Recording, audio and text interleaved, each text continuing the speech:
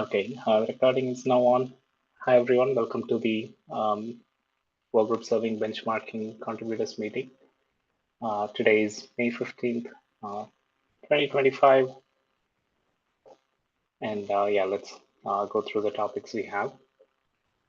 I just put a basic structure going forward for us to go through, right? Any open PRs that need help, and letting folks know of recently merged ones and any newly supported functionality. And then we'll do some backlog grooming, figuring out what is top in the list from our backlog and how we can address those.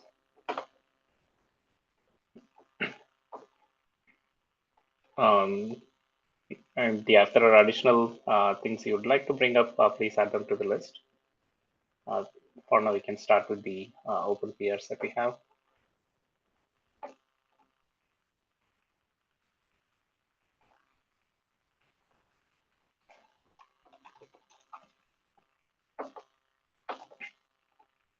So we have Brendan's report generation one.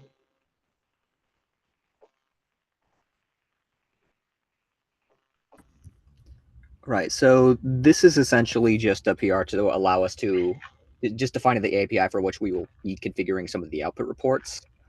There was a bit of back and forth about how the output reports are going to be structured. I'm leaning towards having separate reports or dedicated reports for life cycle request metrics. So anything based off of the observed requests, responses, start times, end times, just summary information about that, and then having a separate set of reports for reports collected from Prometheus and having configs closely tied to those reports. I could be convinced otherwise. But generally, if we're going to be collecting reports or collecting metrics from different sources, I think it would be clearer to users that say, hey, these reports are collected from Prometheus metrics, these are collected from traces, or so on. Makes sense. It might also make sense to briefly give an overview of how we expect the report to be, and how the changes are going to help make this simple. If you want to go through this, Brendan. Oh, totally. Ashiwara? Yeah, so I have a point. Essentially, the metrics reported are going to be the same irrespective of the tool, right? Why do we want to change in the report config? I mean, how would it matter if the metrics are coming from Prometheus or some other tool, as long as the metrics collected are the exact same? It's more to configure the shape of the output report. Say if you only want a summary report, or you want per stage, or you want, like, for Prometheus, I could see a need for periodic scrapes. There's also, like, on the lifecycle request metric side, you could say, I want a report including start, end times, request response bodies for every single request, or if you just want summary metrics, you can configure that too. Got it. I think, yeah, the time series point makes sense. The summary metrics are going to be the same for every source, but yeah, the capabilities might be different for each source. So yeah, I think it makes sense. Yeah, so I think that's a good point as well, right? For example, if the report is going to be mainly the metrics that the benchmarking tool is going to report, and then the other metrics that we pull from, for example, DCGM or model server metrics and so on. Do we want to just have one enforced format where we say, okay, these are the model server metrics, these are the accelerator metrics, and these are the actual benchmarking tools reported metrics? Or do we want to provide a lot of different things to be added to the report or not, right?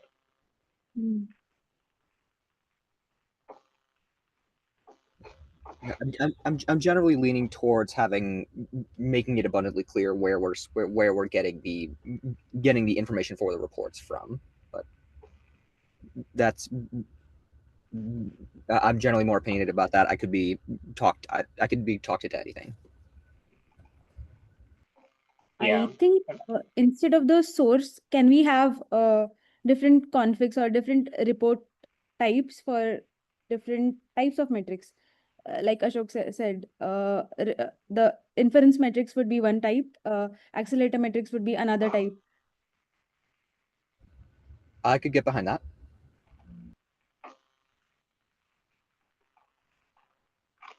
Yeah, maybe we can go through this one specifically.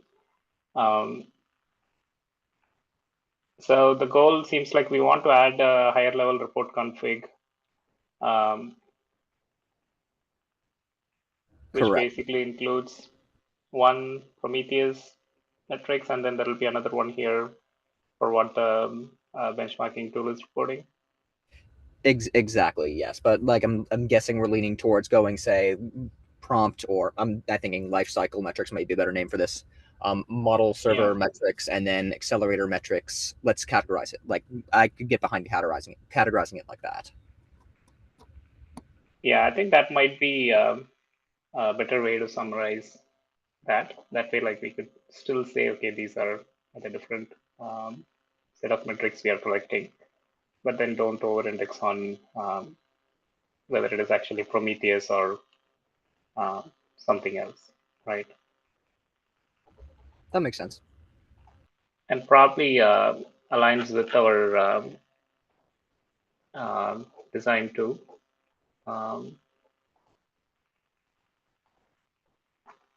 Right, essentially we are saying like, yeah, this will be like what the tool itself will report, then accelerator metrics will report specific GPU or TPU utilization and other ones. Then model server ones will report a few more things, right?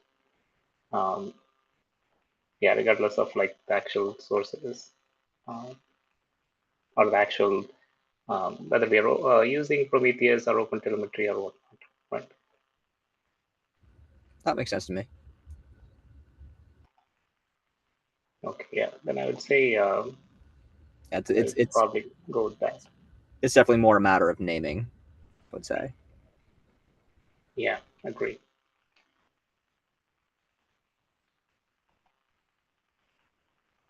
And this one, I'm going to expand a little bit more on, since it's a little bit unclear what this one does. Essentially, this was the original abstract class by which I used to implement the lifecycle metrics collector, or I called it prompts metrics collector here. Essentially, you would just be accumulating lifecycle metrics. So the prompt metric we would have an implementation of metric that includes, say, the start time, the end time, the prompt object, and the response body. And then the metrics collector would be responsible for collecting all of those and generating the output reports. I aimed for making a little bit more general base, more because I also had a Prometheus metrics collector implementation as well. I'm definitely going to be revisiting that but yeah, again, I'm going to be expanding this PR to make it a little bit more clear that like this is going to be tracking. Like I'm going to make this PR particular to prop metrics collection and reporting. So anyone who wants to be included on that, there was a bit of trickiness around the fact that we're supporting multiple API routes, and how do we summarize and categorize and requests and responses from either of those. yeah.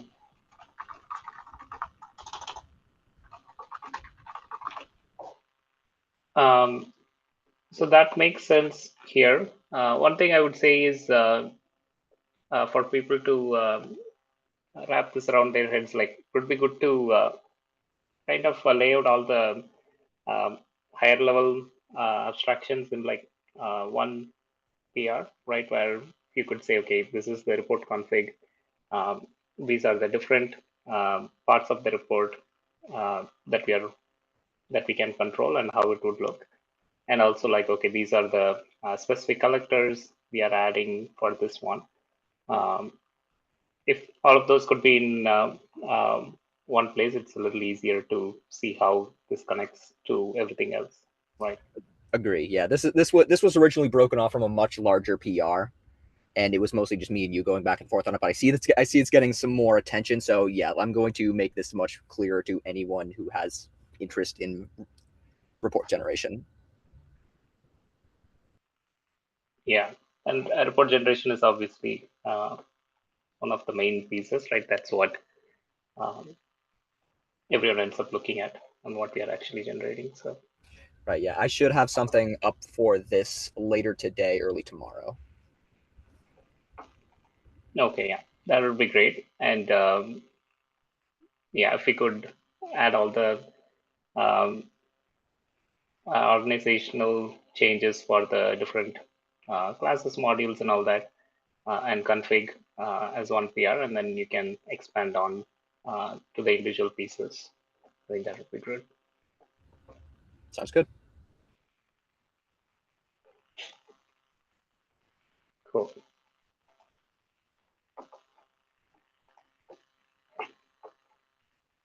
Yeah, so those are the current open PRs.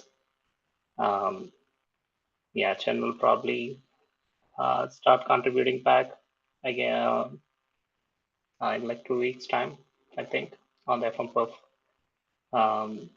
library changes. She's also trying to see how different load testers can be deployed or invoked. So that is something we might end up adding to that.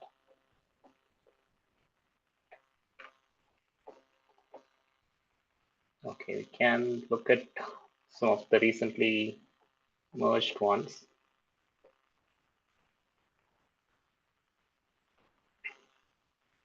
Yeah, so Sachin added this one generic model server config. Basically, it's a config change from having like separate VLLM1 to um, having a way to configure different model servers with like the same set of things you would need, right, for the endpoint and model name and so on. And the API itself, since it is independent of um, the model server, since we are supporting like the OpenAI API format for the most part, we'll call that out separately. Yeah, so that's this change.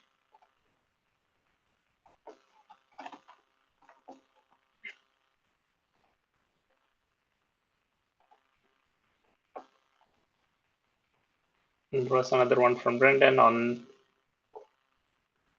automatically populating missing fields.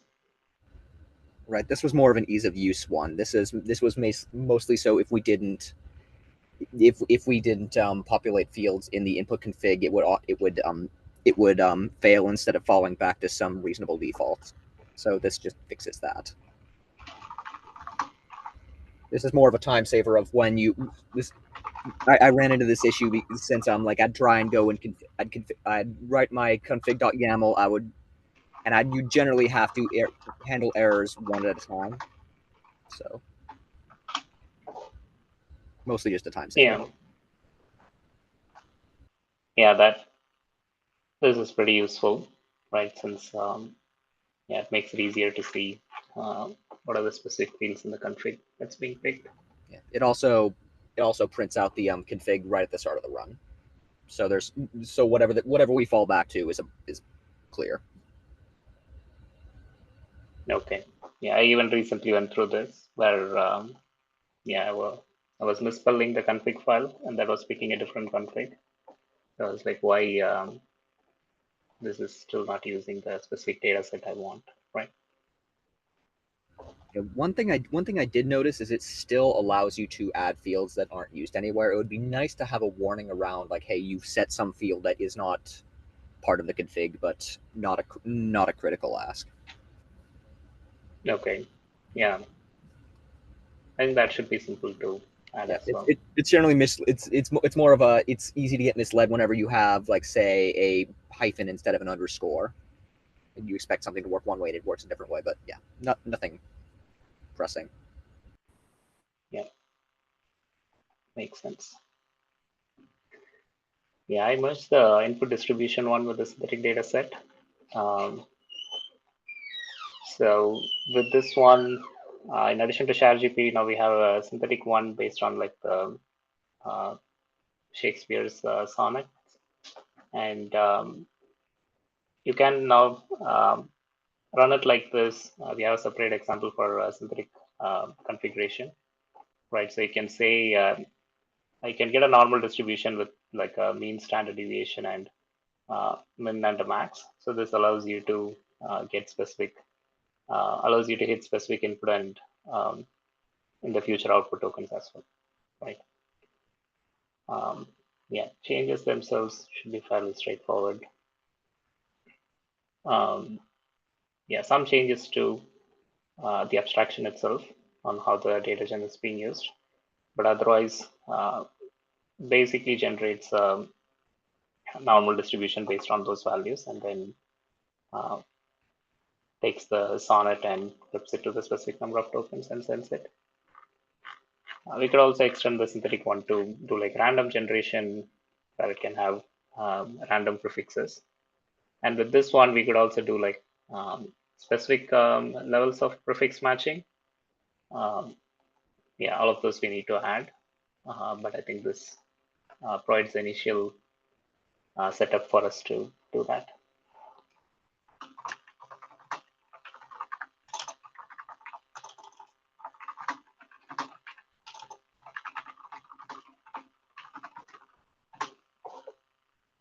Okay, let's look at the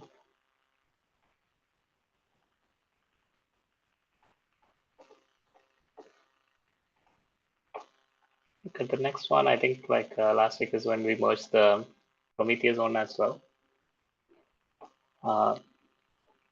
Thanks for adding this. Aishwarya, I know that there has been a lot of iterations and revisions on this before we could get it merged. But I think at this point it looks good with all the Prometheus metrics flowing through.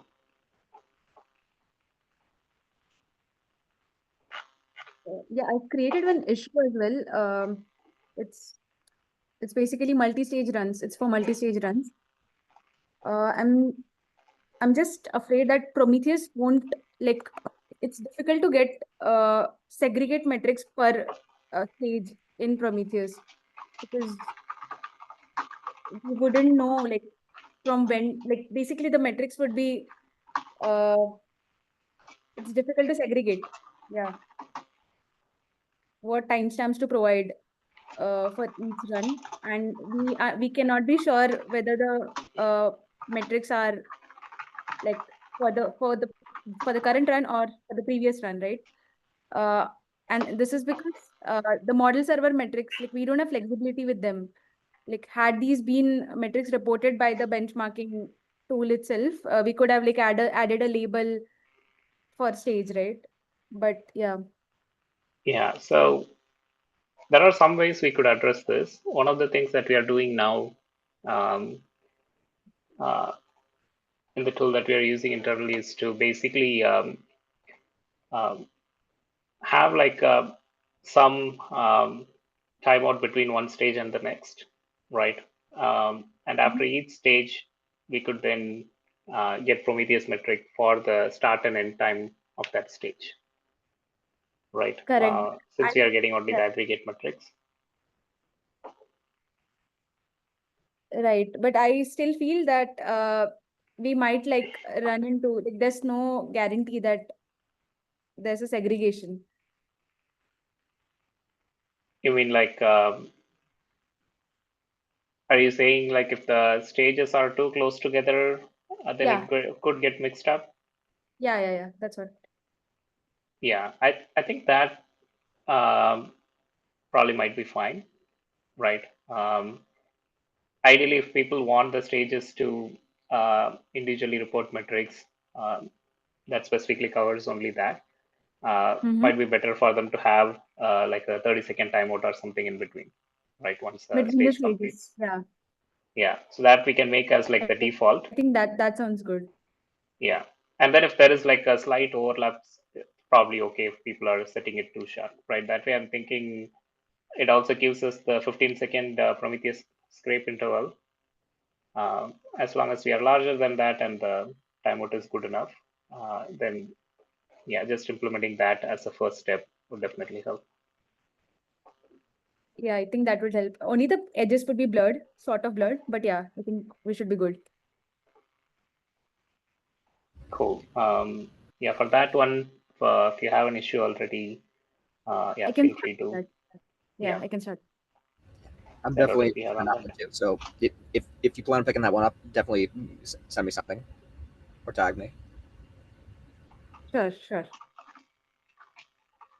Yeah, Brandon has some experience on the metrics collection similar to that before, so it would be good to review that.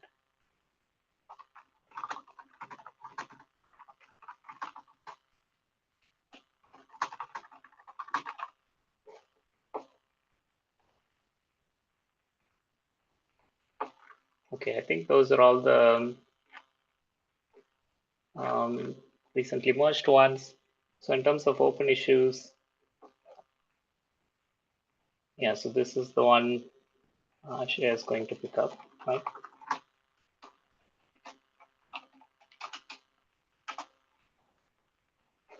I'll assign this to you.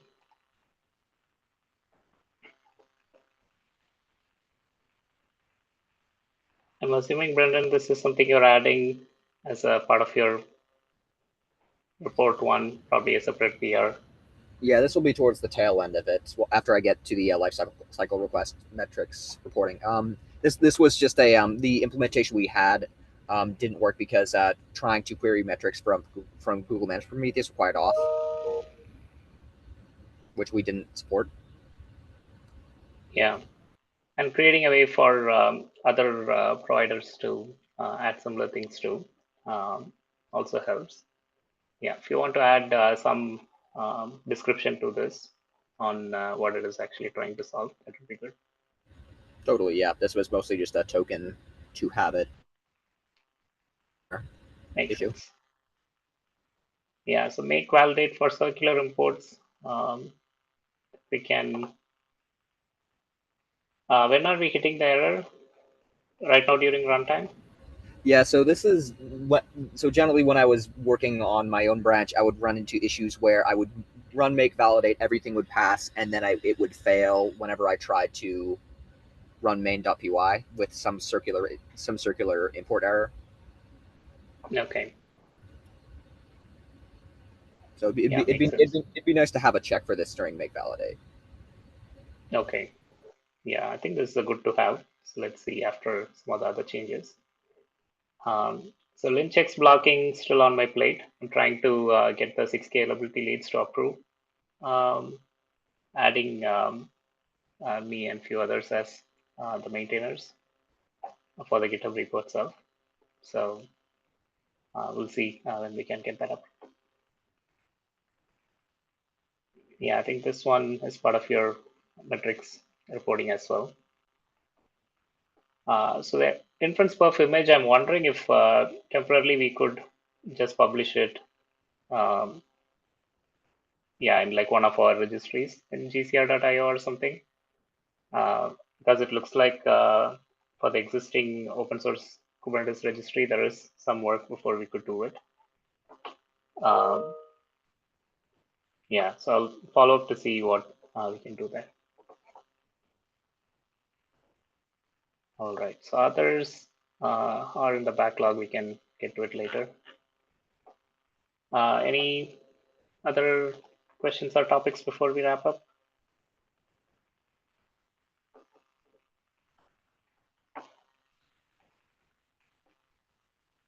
Shreya, do you see your hand up? Yeah. I have a question around different runtimes, I mean different engines. So today we have VLLM.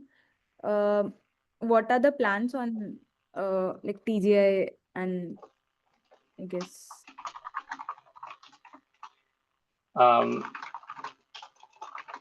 I think we just need, at this point, we have the abstraction and everything in place, right? So, yeah, if anyone has the cycles to contribute in your model source, that would be good.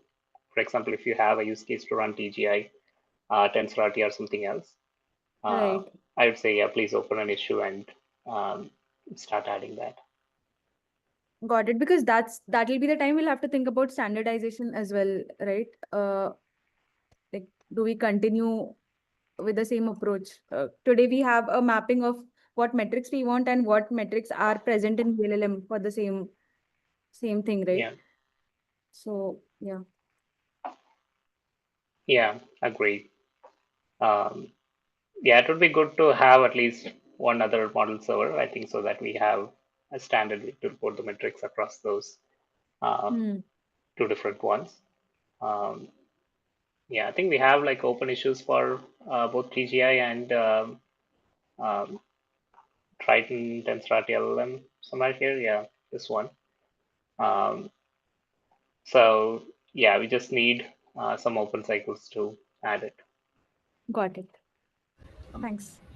Also, just jumping in, as part of my working branch, it's in the pull requests. If you look at the closed ones, the most recently closed one has a bit of a refactoring job around adding a particular Prometheus metrics collector, making that a field on the model server client itself, so that you could define the metrics right then and there. It would, but it's very it's definitely not in a polished state, but it's if you're interested, it might be worth taking a look at. I'll check it. Yeah. Yeah. Cool. All right. Thank you, everyone. We'll see you all next time.